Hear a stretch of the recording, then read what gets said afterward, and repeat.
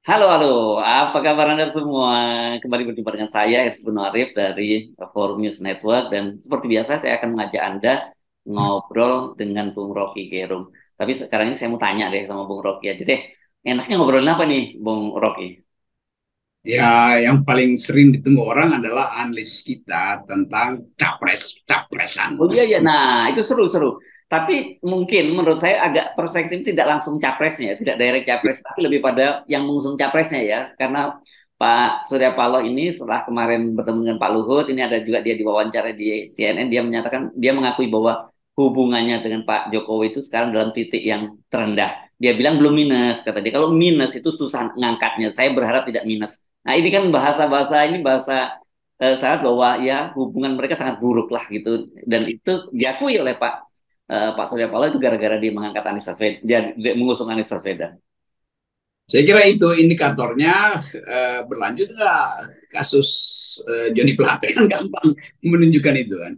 Jadi memang sangat rendah karena kelihatannya Pak Jokowi juga menganggap kalau Anda ada di kabinet, kenapa nggak komunikasikan misalnya politik Nasdem apa sih dalam capres. Jadi saya bisa pahami bahwa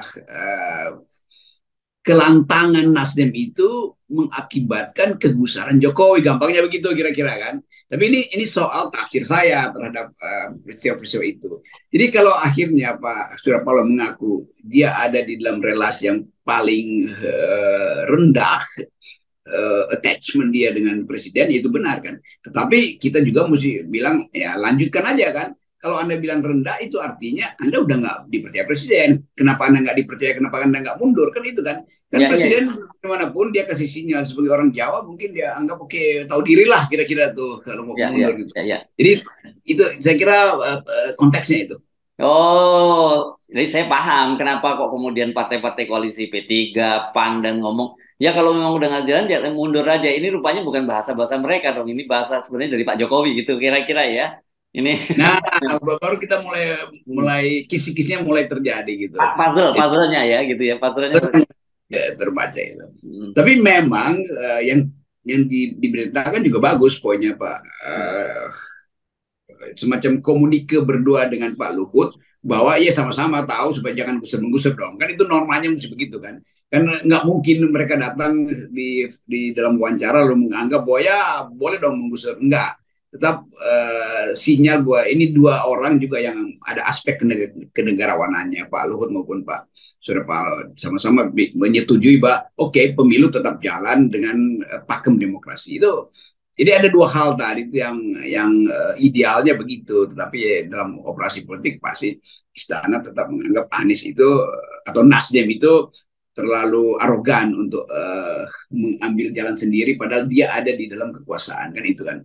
Nah, kalau yang oposisi ya tentu Jokowi merasa misalnya kalau yang ngusulin Anies itu Demokrat dan atau PKS kan nggak ada problem sebetulnya kan.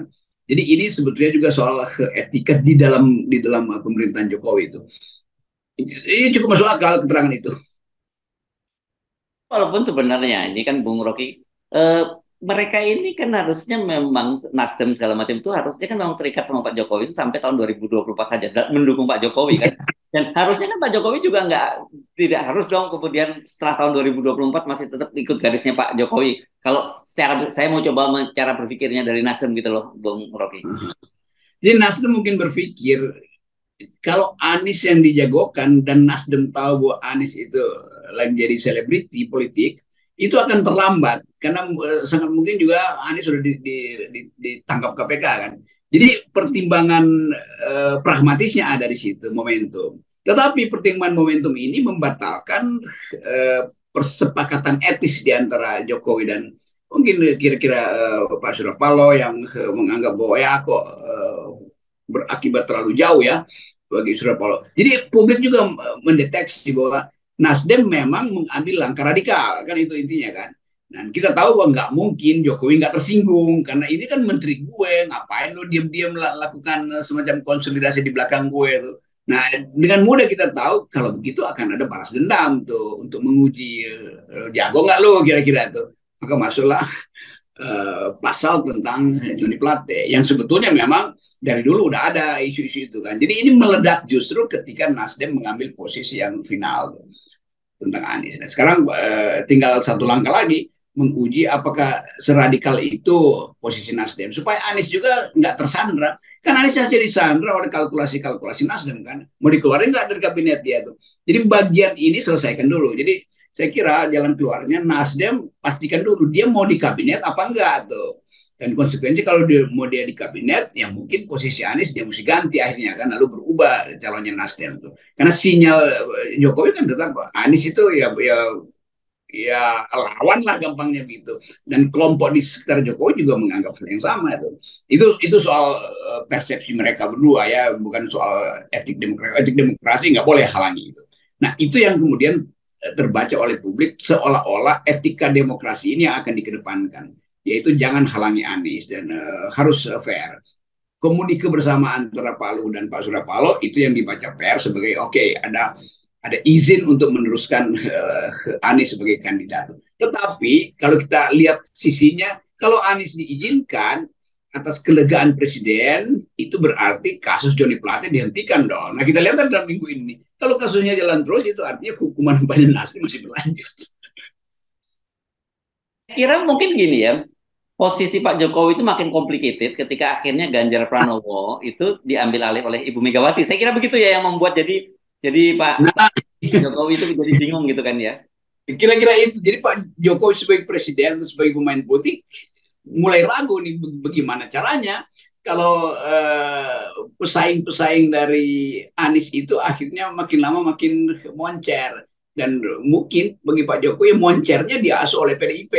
Tapi Jokowi tentu juga punya lembaga survei yang bisa dia pakai untuk mencari keterangan apakah betul tiba-tiba dalam 2 hari figur Ganjar itu langsung jadi moncer, dan itu berarti kalah lagi Jokowi dengan Ibu Mega kan. Jadi kebingungan ini membuat presiden frustrasi sehingga mesti mengobok-obok lagi politik yang kita sebut cawe-cawe itu kan. Jadi terbaca bahwa problem Jokowi nggak selesai juga. Setiap hari perubahan politik bisa berlangsung cepat. Nah, kita bayangkan misalnya dalam 1 minggu ini akhirnya ditetapkan bahwa saudara Johnny Plate itu akan dijadikan tersangka oleh kejaksaan.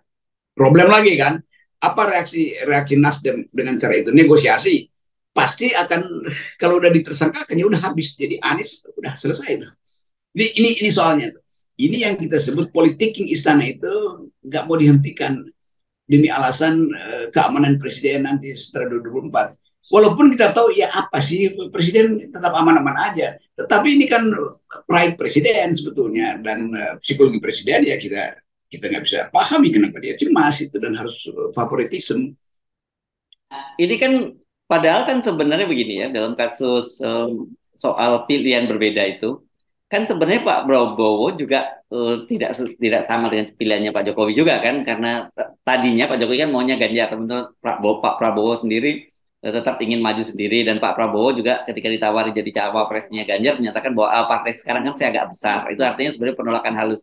Tapi kan bedanya dengan Pak Surya Paloh dengan Pak Prabowo kan, Pak Prabowo ketika ditanya dulu oleh Pak Jokowi dia menyatakan atas izin presiden. Itulah kira-kira itu ya bahasa rasa anunya lah, itu rasa Jawanya ya, menjawani lah kata orang gitu. Ya kira-kira itu. Jadi Prabowo juga tentu tahu bahwa ya Gerindra tanpa izin presiden juga bisa sebenarnya. Yes. Tetapi etika itu dipakai oleh Prabowo atas izin presiden. Masuk akal. Karena ya Prabowo bawahan presiden. Kalau dia main sendiri juga sebagai prajurit merasa kok dia indisipliner kira-kira kan. Jadi etika keprajuritan Prabowo diucapkan melalui tata krama Jawa. Jadi udah nggak ada soal kan. Ya belakangan mungkin Jokowi menganggap ya kalau Prabowo jadi wakil presiden, mungkin Jokowi lagi tawar-menawar tuh. Tapi Prabowo akan bilang kan sudah minta izin presiden untuk mencalonkan diri. Jadi lebih aman argumen Pak Prabowo. Kira-kira itu. Iya, iya. Walaupun sekali lagi kita perlu garis bawahi, ini dua hal yang berbeda ya. Urusan tadi kan urusan ranah private-nya Pak Jokowi yang merasa tersinggung gitu ya, harga dirinya merasa tersinggung kok ada partai koalisi di dalam kabinetnya kemudian mengusung calon presiden tanpa bicara dengan dia gitu. Sementara pada Pak Prabowo sebenarnya sama juga, dia juga mencalonkan diri tapi lebih nyaman karena disampaikan dengan itu ranah private-nya Pak Jokowi. Tapi ranah publik yang berkaitan dengan demokrasi ya sebenarnya nggak masuk akal gitu niat Pak Jokowi itu menghalang-halangi itu kan bukan semata-mata karena Anies tidak izin Nasdem tidak izin mengusung Anies tapi kan ada persoalan memang Anies sejak awal tidak dikehendaki oleh Pak Jokowi kan sebenarnya itu Ya, masalah. jadi itu fakta yang kemudian jadi preteks untuk mengatakan bahwa Nasdem lancang. Bayangin misalnya kalau Nasdem tanpa persetujuan presiden mengusung Ganjar, nggak ada problem sebetulnya kan, karena langsung fit and proper test dengan pikirannya Jokowi itu.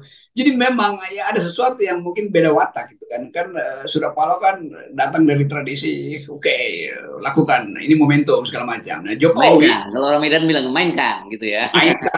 Nah Jokowi ada dalam kosmologi etika politik Jawa kan itu bedanya tuh. Nah Prabowo mengerti etika politik Jawa maka dia kelonong dulu termasuk kemarin ya udah Pulung berpindah Jokowi endorse akhirnya dipaksa untuk endorse Ganjar berarti bukan lagi Prabowo tapi Jokowi masih merasa oke saya endorse sebagai wakil presiden ya walaupun mungkin Pak Jokowi tahu ini basa-basi aja tuh karena Pak Prabowo juga punya pride punya ketahanan dan harga dirinya tuh sebagai calon presiden yang diusung oleh partai yang signifikan untuk masuk dalam kompetisi. Lain kalau Prabowo partai kecil ya mungkin juga Prabowo oke lah apa boleh buat. Tapi Prabowo perlahan-lahan menimbulkan keyakinan bahwa dia bisa kok bahkan mungkin dianggap ya saya juga bisa berlawanan dengan PDIP kan itu cuma soal kapasitas untuk memperbaiki citra atau meningkatkan apa namanya political power selama 100 hari ke depan sampai bulan September Ya. pendaftaran kan. Jadi apa yang bisa kita simpulkan ya kalau soal pertemuan Pak Luhut dengan Pak Surya Paloh itu apakah kemudian ini soal Anies ini sudah clear gitu dan Pak Jokowi akhirnya meskipun dengan berat hati membiarkan Anies maju atau masih ada tetap menghalang-halangi sementara yang clear itu persoalan pengambil alihan Demokrat gitu kalau Demokrat mungkin tidak akan lagi diambil alih tapi caranya mungkin sekarang justru titik lemahnya itu bukan di Demokrat tapi lebih kepada di Nasdem. Iya, jadi menurut saya tanggapan personal dengan wataknya Surya Paloh yang meledak-ledak itu akan memperkuat sinyal bahwa eh, Joni Plate akan diproses. Nah, kalau Joni Plate diproses, itu artinya delegitimasi bagi Nasdem untuk menyalahkan Anies. Karena akan dibikin segala macam cerita bahwa ini partai yang bobrok, kenapa Anies ada di partai itu, kira-kira. Anies juga terpengaruh dengan kasus itu. Anies mungkin berpikir, iya ya, kenapa saya mesti ada di dalam partai yang tidak sesuai dengan etika politik. Jadi ini target-target operasi naratif ini yang lagi disusun kira-kira oleh istana. Buat sementara kita duga itu aja tuh. Ada target operasi naratif yang negatif terhadap Nasdem Yunto Anies melalui kasus Joni Plate. Nah, gitu gampangnya ya. Ya. Oke. Jadi ini bukan kan banyak orang yang menduga wah Pak Luhut ini tahu kapal akan karam sekarang cari skoci bukan itu ya. Dia tetap loyal pada Pak Jokowi ya sejauh ini menurut Anda ya. Saya kira Pak Luhut tegak lurus dengan prinsip bahwa dia pembantu presiden dan dia tentu nggak mungkin membawa misi di luar misi presiden. Saya kira itu watak Pak Luhut. Tapi sebagai seorang politisi juga intuisinya kan tajam gitu. Mungkin Pak Luhut merasa ya ke depan ini pasti dua kandidat aja yang akan bersaing gitu.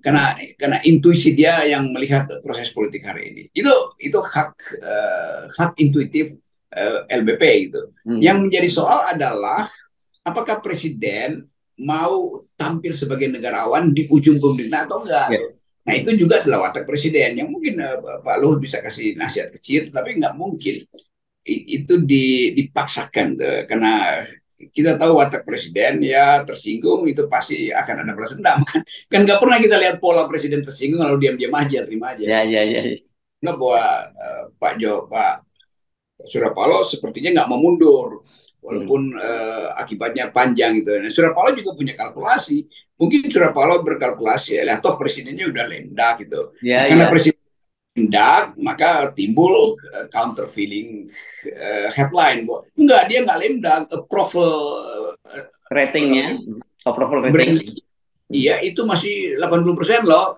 Nah itu saya nggak tahu apa itu real atau hanya karena Jokowi terus-menerus bicara politik kan itu juga mesti diperiksa tuh apa approval itu Ya. karena memang orang percaya Jokowi masih punya grip, atau justru approval itu hanya karena Jokowi dianggap masih mampu untuk mengendalikan cawe-cawenya ini. Ya, ya, ya. Jadi kalau kita mengambil analogi sepak bola ini kan masuk waktu injury time gitu ya, Bung Rocky. Yes. Dan Hmm. masing-masing berusaha untuk ngegolkan. Dan setelah itu begitu salah satu ngegolkan, ya dia yang akan jadi pemenang. Saya kira itu yang terjadi antara Pak bukan dengan Pak Luhut dengan Pak Surya, bukan Pak Surya dengan Pak Jokowi itu yang terjadi Ya seperti itu, jadi bermain psikologi di injury time. Nah, itu itu. yang membahayakan para petarung yang udah pasang pasang taruhan, tiba-tiba dalam injury time psikologinya berbeda karena wasitnya kelihatannya, oh udahlah kasih kesempatan blok yang sana lebih dulu bikin gol, dan begitu gol gol pengimbang itu dimungkinkan, tiba-tiba peluit berbunyi. Ya, atau juga sering terjadi Bung Rocky karena terlalu bersemangat untuk menyerang dia lupa barisan pertahanan. Justru dia yang Ya, kebobolan. Bisa terjadi seperti itu loh. ya mudah-mudahan itu yang terjadi. Oke, makin menarik ya. Jadi kita akan melihat dalam beberapa mungkin hitungan hitungan hari atau bahkan hitungan pekan ini akan ada perubahan-perubahan politik yang cukup signifikan yang kita akan saksikan ya Bung Rocky ya.